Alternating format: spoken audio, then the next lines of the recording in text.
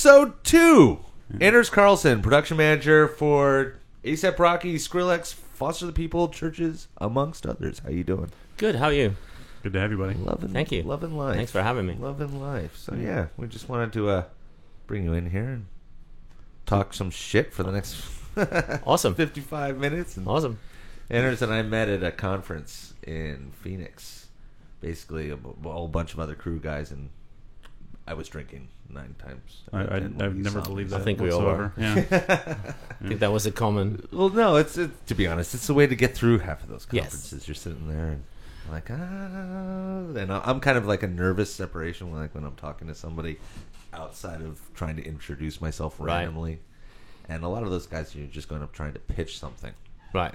And I was just like, and me and my girlfriend were just drinking a lot of wine Yeah. throughout the entire. Well, I mean, to be fair, the first time I met you, I was like, this guy's trying to sell me something. and then because that I mean, that's what it's all about. But you can do it. You can do it in so many different ways. You can do it like in a low key way, or you can do it very, very blunt. And I was like, this guy's trying to sell me something. And then I realized that you were just a good dude. So that's what we I met you at the bar. that's what we kept. Like right there at the bar. But that's what we kept hanging out. Yeah. So yeah. I like it. Give us a little bit of your background. Tell us about yourself. Tell us about you. You know. Born and raised in Sweden. I mean, as soon as I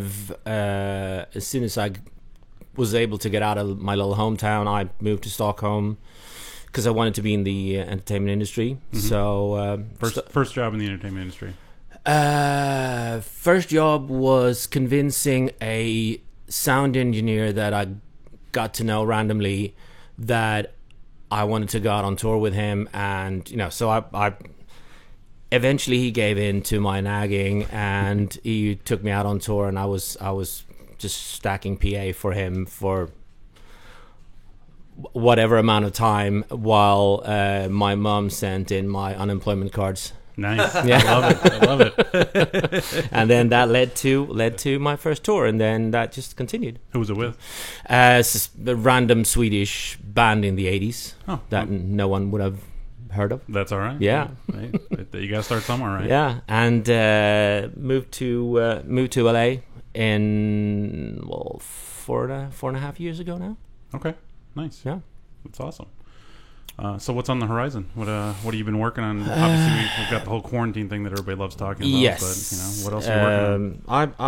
I had my whole year lined up. I had a tour with Kesha. I had a tour with leading into a tour with A$AP Rocky, and then I had the full fall of a tour with the American female gymnastics team. We're supposed to come back from Tokyo with a lot of medals. Okay. So doing a tour with them, like a big show off tour. So like, are we talking like an arena? Cool. Yeah. Mm-hmm. Like an arena tour, or like a forum tour? Yeah, no, arenas and full scale with lots of lights and video and stuff. So decent sized tour, and obviously all of that went down the drain. Yeah. No Olympics though. Well, I mean, it was the same thing for all of us. We had everything pulled 48 hours, maybe 72 hours, and it was just watching them drop like flies. Yeah. It was like shit. Yeah, and there were obviously a couple of managements or a couple of clients that were we'll say carefully optimistic about, well, we're going to pull this off, and then obviously everything just got everything got canned, just one after the other. So now we have tours announcing for 2022. Yeah, yeah. Well, people are still hopeful for 2021, but I mean, it's when, where, kind of. I think Europe's going to hit it first. Yeah. I think we're going to be able to go back in the European Union, do a lot of those kind of smaller condensed runs. Yeah. Than somebody saying, "Hey, we're going to be doing Staples Center for 4 nights here." I mean, it's like people got to figure that out before. Mm-hmm. We get anything. I mean, absolutely. Yeah, and I mean the economy of. I mean it's great if we can get back to work, but it needs to be done safely, and obviously finding a way to do that and still, in some, to some extent, have a financial Yeah. possibility to do it. And I'd say that at the end of the day, for the level of artistry that we work with, like the A and B level of artists, it's all down to the insurance companies. Yeah. Because there's none of those artists will go out if the tour can't be insured. Yeah, and force majeure doesn't really exist anymore now. No, I mean, because we found that out. I mean those clauses will be long gone, because none of the insurance companies will be. And no one's going to insure for COVID. No, They're not no. going to do But the it. thing is, to go back to that, is that you could never. You can go to court. I've been speaking to a lot of insurance people on this because of obviously all the tours we produce. It's the fact that you can get sued for getting COVID at a show, but nobody can prove it. You can't Right. prove that you were at this show, you contracted the virus, but they can sue you into submission. Right. You know, so that's the issue. Yeah. So they're essentially protecting you, insuring you from being sued just for being sued. Yeah. Because you can't win that lawsuit. It's just you can still lose a couple $100 million on the lawsuit to somebody. So they're making me quiet. I mean, and anything to me, the whole entire thing is just kind of. Yeah. It's Yeah, definitely I new mean, territory. It's a touchy subject for a lot of people, because I know I was saying to you earlier, like a lot of my friends are just they're out of work, and there's no prospect for some of these guys. I mean, I'm looking at a lot of stuff on BobNet and watching these guys just being like, what am I going to do? No one's really. Well, there are. It's wrong for me to say no one, but there's a lot of people on there that are just like kind of, I don't know what I'm going to do. How do I get something back? And then there's the other side of things where there's a lot of these guys who are just going, okay, well, I know that I'm not going to be in work for this amount of time. I'm starting an e-commerce business, or I'm becoming a beekeeper. Sure. Yeah. That's a good question. So what have you been doing with all your downtime now? Like, are you doing production for the live streaming stuff? I mean, are you doing anything for that type of thing? So my girlfriend is working for a lighting company, and they've been doing some live stream shows and a few other like social distancing related gigs of whatever kind, some video shoots and stuff. And I come from a lighting background, so I've been able to get some work through her company. So I've been doing some shows for them. That's been my saving grace, because being here on a visa like I am, I couldn't apply for the stimulus package, and I cannot get technically I guess I could apply for the unemployment, but there's also a downside to that by doing so affect your visa. It will affect my next step is applying for a green card, and then immigration would see that I have collected some kind of government assistance, and then I prove that I can't provide for myself, and then I'll be. It's a catch-22 though. Yeah, Wow. That's the problem, is because that's rough. Our industry's hit harder than most of them. Yes. And if you can't apply for something that you need when it's not even viable to work, but you're here legally, like you pay your taxes here, everything, like that's the hardest thing, is just knowing that there's something out there that could help you. Yeah. But you can't do it because we don't know what's going to happen in November. Right. And and you don't want to take the risk. Yeah. And I've been like I said, I've been fortunate. I've had enough. I had enough between the two of us. We've had enough money to make it through, and not having to worry too much about. We pushed through. We made it so far, and it's looking promising. So I've opted out. I could have applied for the Live Nation, the Crew Nation thing, and there was another couple of helps available out there, but my reasoning was like, the Crew Nation thing is $1,000. Will $1,000 change my life? No. So I actually opted out on. I didn't apply for any of that, because I figured that there were people out there that had it far worse than I had. So I was like, I'm not gonna take $1,000,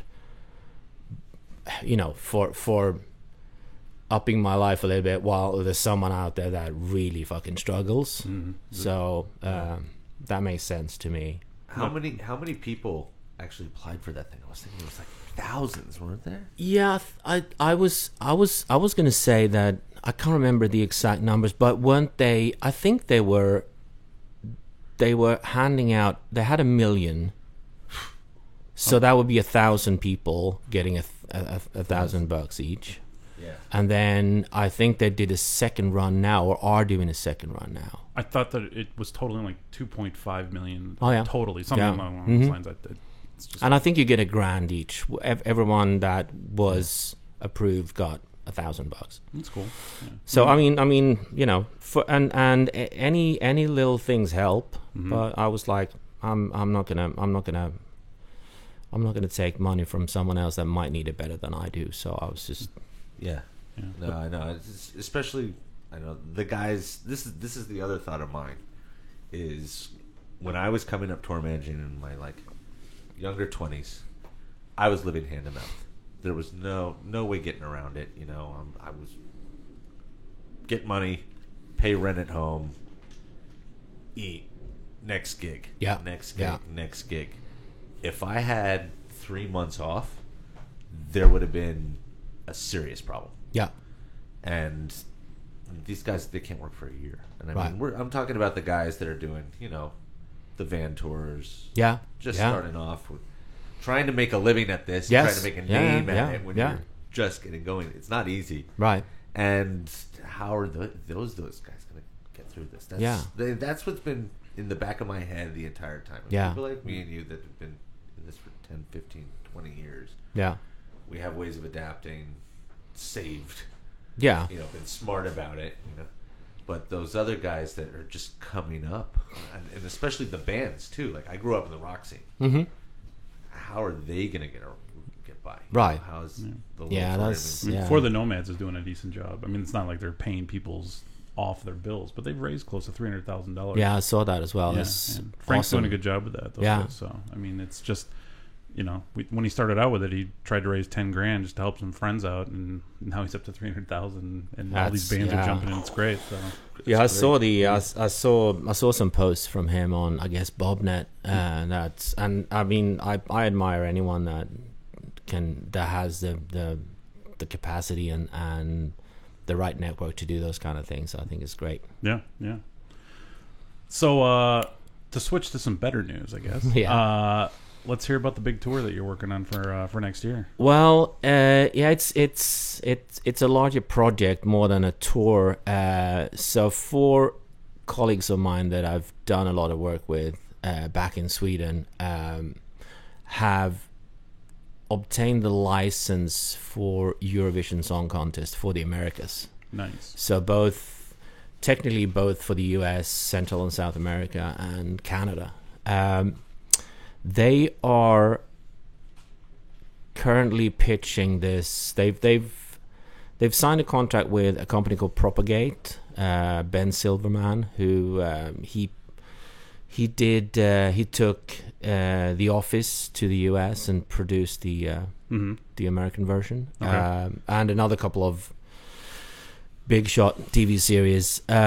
So they've signed up with Propagate. So they're currently pitching the format to a number of broadcasters, a number of networks. So it's going to be a show broadcast, not just a concert series. So correct? it's going to be the idea now is to do the 50 states are competing against each other. So same concept as Eurovision. And for those who don't know, Eurovision has been around for since the 80s, right? Yeah. well, no, since the 40s. Ooh. It was a way to unite Europe after the Second World War. So for Europe to come together, and so it's been around for a long time.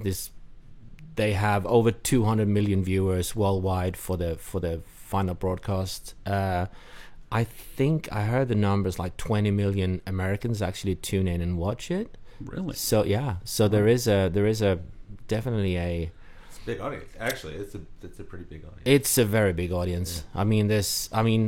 As a recurring event, I think only the opening ceremony of the Summer Olympics has more viewers. It's more viewers than Super Bowl. Oh, cool. So, what's going to happen in the US? We're going to do the 50 states compete against each other in 5 or 10 qualifications, 1 or 2 shows per week, and then 2 semifinals, and then end out with a grand finale. All TV broadcasted, all TV broadcasted live, because it's supposed to be. The format is that there's going to be a professional jury, but there's also going to be voters. Yeah. So you can call in or like X Factor. Yes. Yeah.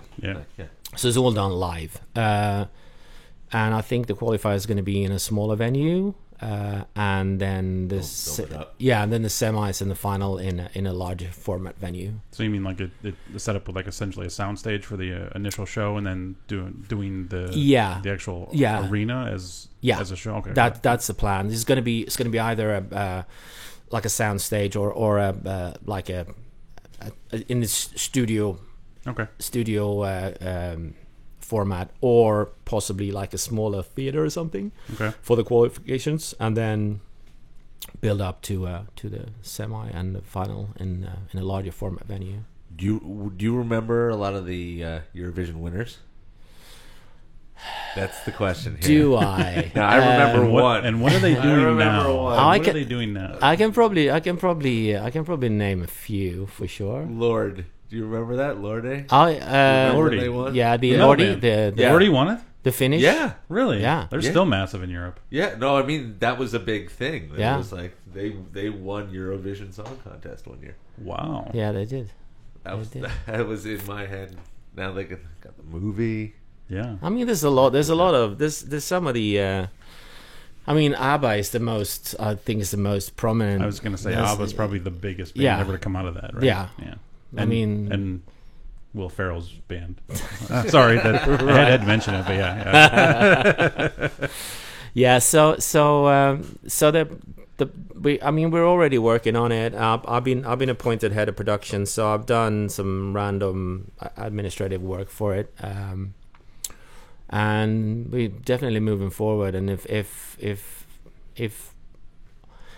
all the pieces of the puzzle come together, we're going to start working full time with this next month or October at the latest. Nice. And then the idea is to broadcast is going to be probably late next year.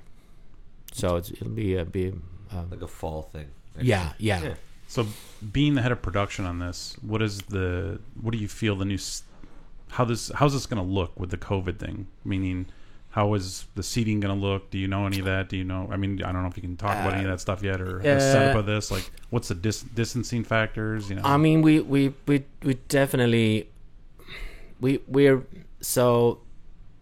I don't think anybody knows yet. I mean, this is the issue. We're sort of 12, 14 months out of doing this. So I think that what we're looking at now is we are working towards being able to do like a full scale, full audience and whatever. Just do it like we used to do it. Correct. But we're obviously also keeping track of what's going on, and there is a plan B and a plan C, and we might end up with having to scrap audience altogether, which I know they're doing for some other TV productions. So, and I mean, it is what it is. We just have to adapt to the situation, and if I think the key factor here is to not put any ticket revenue into the budget. Yeah. Because you don't know don't know if you're gonna are you gonna be able to have 1,000 people for the finals? Are you gonna be able to have 6,000 people for the finals? Who knows? Mm-hmm. Yeah. So there's obviously there's it's always in the back of our heads. Like, can we do it full scope? It's like, who knows? Interesting. Yeah. It's also like, I think that not a lot of these things are going to come back until there is an actual vaccine. Right. I really don't think so. I don't think people are going to be able to ensure events No. until there's a vaccine. And then there's also the people, I mean, I would get it. I don't know, a lot of people that I've talked to have been like, oh, I'm not going to do it. I mean, I don't have a problem. I would sit there and I'll be like, okay, if I can get back to work now and you're going to give me a vaccine, let's do it. But I also think that they should be offering this at the shows as well. A vaccine or testing? Vaccine. I think that how are you going to get this vaccine out to 100 million people, 200, 300, 400 million Right. people? I mean, everybody's got a different opinion on this. I'm with you 100%. I think that as a society we need to not just think about ourselves. We need to think about our fellow man, and there are people out there who are immune compromised or whatever that this will literally kill them. Yeah, I mean, exactly. So I think a little bit of compassion and care for the fellow people is I think that's totally called for, and I agree with you. There need to be a vaccine, and I mean, we've done this with polio, Exactly. right? Yeah. Spanish Tuberculosis. Yeah. It's like It's not different. no. That's the thing, is that people now are like, oh, I'm going to get a vaccine, and Bill Gates is going to stick a microchip in my arm, and I'm like, what was that? What was that thing? Steve Jobs sold us. Yeah. He sold us a microchip. He We're did. all He microchipped did. anyways. Yeah. And also I saw a meme about that saying that you're not important enough to be chipped. Yeah. It's like what do you do for a living that makes you think that someone want to track you fucking 24/7? But that's the thing. I think that the vaccine is imperative for all of us to get back to work in some sort of I think normal level. I think so too. I know a lot of people have a different opinion on it, but I mean if I get the people being. I get their opinion. Everybody's used. I get the opinion. I get the opinion that I'm not going to take a vaccine that's being developed over 8 months rather than 2 years or whatever. I can see that. I can see that aspect of it, but the rest of the bullshit with being chipped or whatever is like, go fuck yourself. That's just you being. And those people need to get outside a little bit more right now. I think so. I think they need to get off the conspiracy theory web pages and go out and explore life a little bit. Yeah, I have a friend in New York who signed up for one of the testing panels now. So he's taken. I know he's taken his first shot of the vaccine, the test vaccine now. And do you know what they're doing for that? Like, has he had it or he hasn't had it yet? Correct? No. So are they like putting him into a room with a whole bunch of people that have it, or what? No. He's taken the first shot of the vaccine they are testing. Okay. So he's actually he's in a test panel of a number of people that are. If they're getting the vaccine or if they're getting placebo or I don't know, but he's like someone needs to sign up for this shit or interesting or nothing's gonna happen. So he was like, I'm gonna do it. Yeah. So, I'd do it. I would. I'd sign up for it. Yeah. I think I would.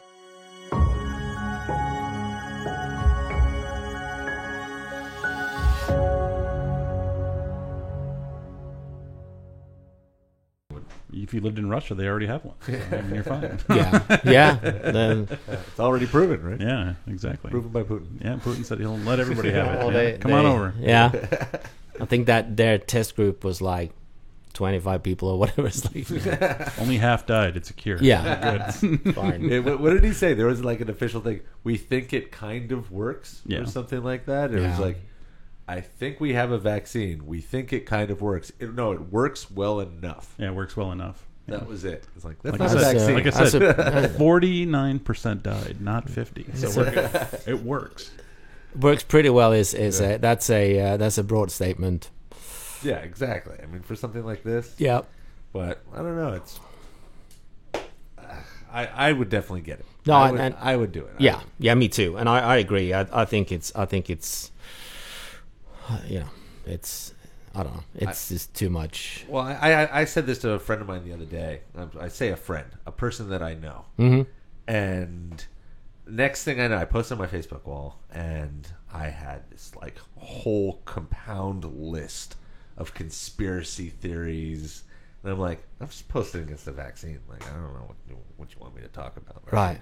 And he just went off on one and started tagging and all these other people that are just like sitting there with a little tinfoil. Yeah. And I'm like, all right, cool. Well, and then it went into Pizzagate. And I was like, yeah. How did I get from vaccine to Pizzagate? Right. And I don't know. We can go off on conspiracy theories. We could do that forever. Yeah. I read someone who had the dots were connected, like Ellen DeGeneres were talking about shutting down her show, right? Mm-hmm.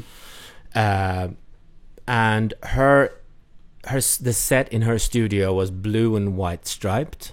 Okay. Which is exactly how Epstein's house on the main island looked. It was blue and white striped. See, that makes too much sense to me. That They sounds had the correct. connection.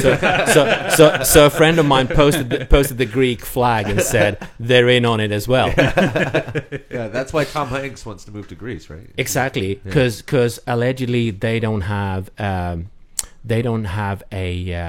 deal with the U.S. for extradition. Yeah, which they have. Yeah. By the way. Yeah. The whole thing's so fucking It's far-fetched. just- I'm just yeah. like, You've seen that picture with Tom Hanks holding up a sign saying, I'm not allowed to speak yeah, because he had the COVID, Oh, so yeah, he yeah, couldn't yeah. talk. Yeah. And that was also a sign that he wasn't allowed to speak out on the child trafficking. yeah. The whole thing is just like mind-blowing for me. Yeah.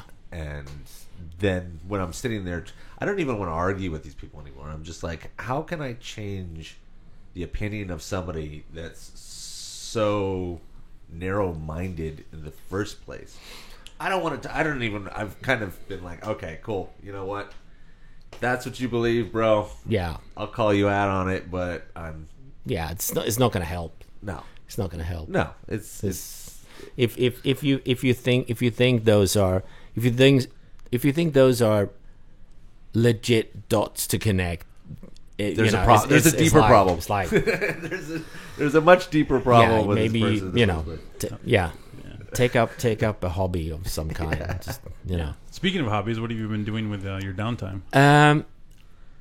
I started off being super productive, and I'm like, I'm gonna get through this, and I, doing online classes, Vectorworks, and then I was like, I don't want to be this productive. So I sort of it's up and down. I created a little garden on my patio, so I'm growing some chilies and stuff. Just it's a half an hour a day of watering the plants, and just, Hey, it's something. yeah, something to get me through it. I'm a car guy, so I got an old hot rod that I'm building, so I've been spending a bit of time on that. What are you building? It's an old Ford Model A 31. Okay. That's been chopped, and there's a little bit more modern engine in it and stuff. So. Are you building up from the chassis, or are you just doing motor work on it? Or what are you doing? I bought it sort of. It was half of it was done. The body, the roof was chopped, and it had most of the parts for it, and engine and transmissions mounted on the chassis, and the body sitting on the chassis. So, Okay. Just finishing it, just doing all the plumbing and all the electrical work, and little bit at a time. So that's been keeping me occupied, and it goes in waves. It goes in waves. Yeah. You know, sometimes you have the inspiration for a week, and I'm there every day and building on it, and then now it's probably been 2 weeks since I've been out there because I'm like, it's So the next question Too is hot. How many shows have you gone through on Netflix is the other question. oof, all of them. So. I mean, what is the one show that you're really loving or you loved? Since everybody watched every season already of everything. We sort of both. That's a key question because No. I'm watching a show right now that's just fucked up. And it's Which one's that? Outlander, just fucked up. Oh show. yeah, I haven't Just a seen that, fucked up so show. that's There's a lot of rape in it, just so you know. All right, okay, A okay. lot of Oh, rape. yeah. But it's a European show, so that's probably natural over there. Yeah, right. Yeah, is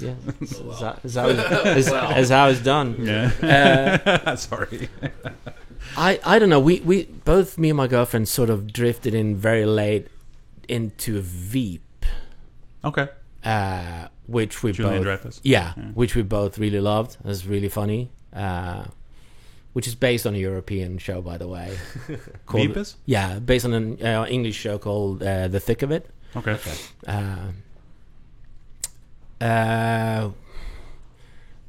I mean, and we've obviously gone through all the Anthony Bourdain stuff. Yeah. That's a good.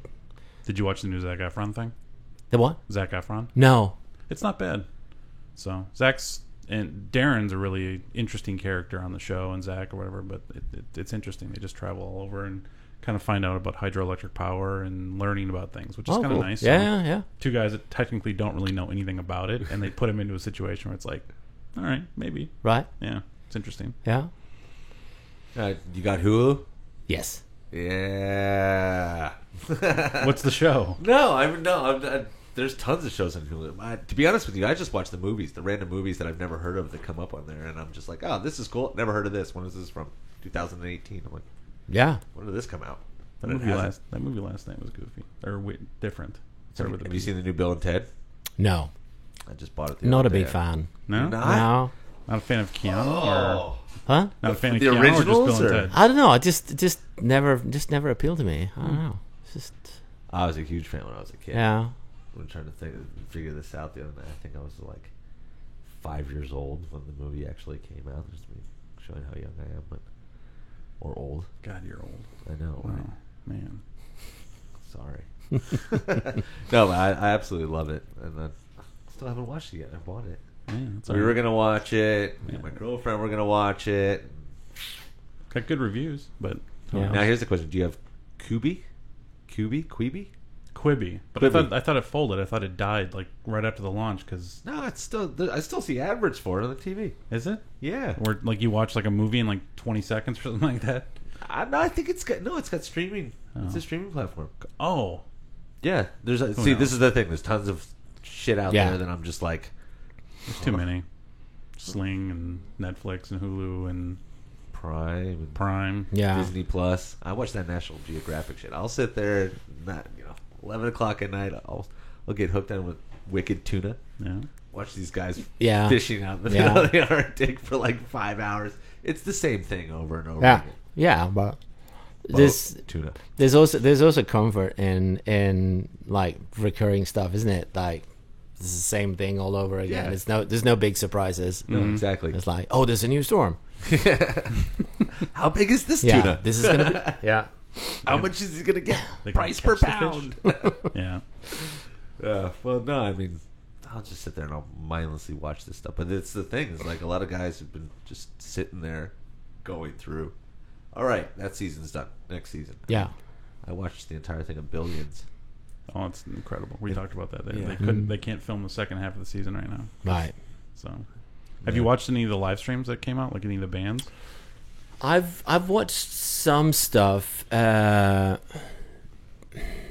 it's I don't know. It's Being a production guy, I think you'd have an opinion like, "Oh, that's cool," or they could have did this, or maybe it might have some fun ideas for bands to try, or managers to give to their bands. Who knows? I mean I like the Melody VR stuff, the thing they did, because that's done in such a different environment. It's done in it's a 360 thing. So basically, the artist or the band is in a center of a room, just surrounded by lights and video panels. And they've had some cool stuff out there. There's been a lot of.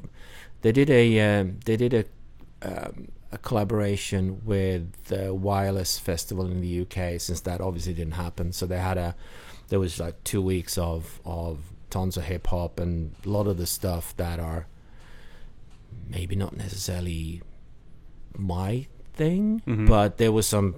I mean, Cypress Hill is fucking awesome. I mean, that I really liked. That was really good. That's cool. Yeah. So their manager's great. She's awesome. So, of Cypress. And their tour manager's awesome, Dan.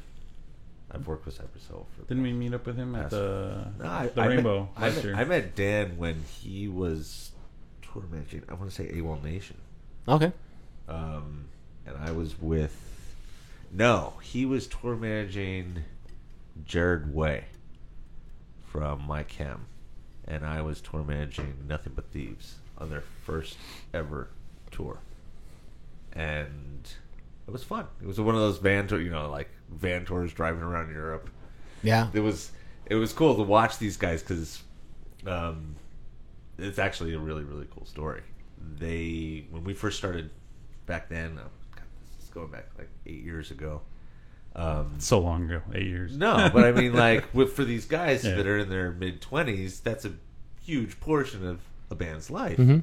And they're like, oh, it's our first tour, get in a van. And the craziest shit that they would probably yell at me right now for saying what we did on that tour. Nights out in Poland that are definitely not spoken about again. And then, 3 years later, they're headlining Ali Pali. Going from something like that, and I watched it all. I was like, okay, cool. You can't pull 40 people in a pub to now you can sell out different places around Europe, to supporting Muse, to pulling 10,000, 15,000 people. And now I think they're doing the O2. I think they might even be doing 2 nights at the O2, which is what, 80,000? O2? No. Yeah, in London? O2 is 20? Yeah. 20,000? Something like that. 20,000? 17, 20, yeah.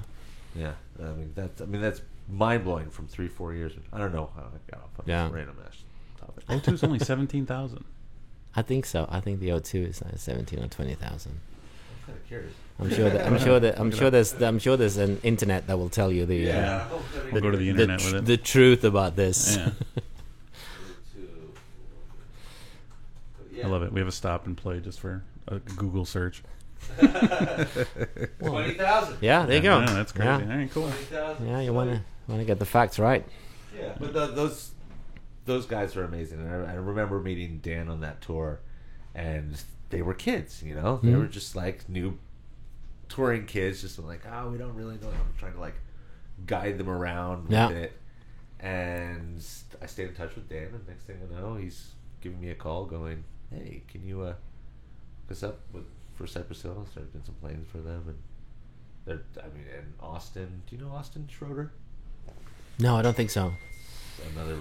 He's front of house guy. Right. The front of house for Cypress Hill, Prophets of Rage, now Rage. That was one tour that I was just like, I really wanted to see that. Rage Against the Machine? Oh yeah. Yeah. That was the one for me this summer when that canceled. I was like, oh man. So What's the best tour you've ever been involved in? Obviously, you've toured with the biggest names in the world, but The best or the most fun? There's two totally different things there. Because the best is how it's ran and just goes smoothly. I'm just talking about like a show that you really like to be like, I'm going to watch my awesome production every night and watch this cool show. I come from a lighting background, like I mentioned, and that was how I kind of started my career. So every now and then there's a lighting gig that I end up on, and if sometimes it's just lucky being in the right place at the right time. I ended up doing, for multiple reasons, the last 8 months, I guess, of U2's 360 as a lighting tech.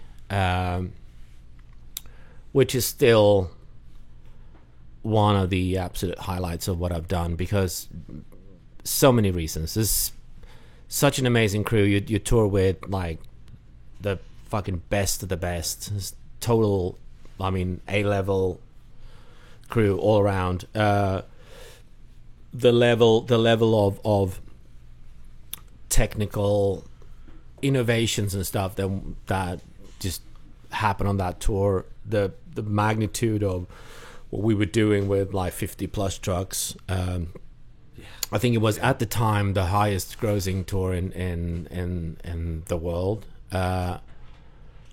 And just, you know, when house lights go off house lights go out in Mexico City with 130,000 people in the stadium, and that spectacular show starts up, it's amazing. That's awesome. So from that aspect, that is, and obviously watching someone like Jake Berry doing his thing as being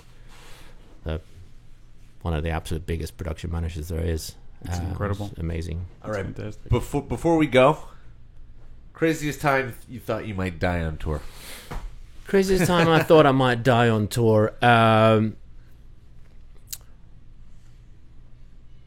Just to throw you on that one. A flight this is like late 90s with Julio Iglesias flying on Azerbaijan Airlines from I think from Kiev in Ukraine, Yeah. to I'm gonna say it was. I mean, it must have been flying from Ukraine to Azerbaijan, to Baku, Oh. on a local flight. And usually the Eastern European airlines, as you know, are debatable at times. Yeah, exactly. Touch and go. Is I what think was this telling. this was at the level where it was right. I mean, right one level above keeping livestock with you on the plane. The Indiana Jones flight. It was Yeah. we boarded the flight, and the carpet was so badly attached to the center aisle, but when everyone's boarded, the carpet was so fucking piled up in certain areas that when they came out with a trolley for the pre-takeoff refreshments, they carried it down the aisle because there were no way of rolling it. That's awesome. Oh man. Yeah, it sounds That was But yeah. what happened? I mean, it was just a fucking terrible flight. Two restrooms in the aft of the plane. One of them were permanently closed, and you can sort of smell outside what the probable cause was. The other one was open, but that was continuously occupied by a flight crew that was sitting in the back returning home. They weren't working that flight, but they were returning to home base, and they were constantly using that as their for smoking. So they just took turns and going in there and it was just an awful flight. We were I think we were all fearing for our lives on that one. Well, rough. glad you didn't die. Yeah. Yes, me too. Closing thoughts. Anything that you want to mention? Anything you want to plug at the moment that you're working on? Anything like that? I mean, I'm gonna say to everyone out there who is struggling to make it work, like mentally or whatever. I mean, check in on people. I do that with my crews. We have, honestly, not as often as I should, but I try to reach out to them, every now and then, and we do Zoom calls and stuff. We try to gather the whole crews, and for the last few tours I've done, and just try to keep it together. Try to check in on your people. Yeah. The mental health aspect here. Yeah, is yeah, like- yeah. Sometimes that's all it takes. Yeah. Someone that, you know, a text or a phone call or whatever, it's like, hey man, how you doing? Yeah. You okay? It's important. Yeah. It's incredibly Yeah. important. I know a lot of people. I was checking in on you. Yeah. I mean, there was definitely weeks where I'd just be like, hey, you know, I haven't talked to this guy. Or people that I just met randomly, Yeah. too, that Yeah. I knew that were in a position of, oh, shit. You know, what are they going to do for the next 2-3 months? Right. It's really important. Yeah, I think so. I really I think strongly agree. it's super important to and you know,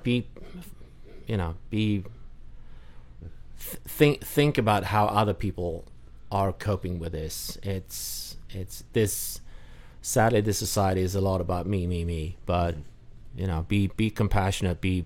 Think about other people, and maybe they are going through shit that you don't know, but maybe you can help them with just a phone call or a text message, and it's a small price to pay to keep someone above the surface. Yeah. So I think that's my I appreciate that. my random thought. Well, we loved having you here. Thank you so much for having me. Yeah, Yeah. it's great. Be Good to safe see out you. there, and Thank you. we'll see you soon. Yes. Thanks, guys. Take care, everybody. Thanks. Thanks. Good, man. Thank you. Thank you.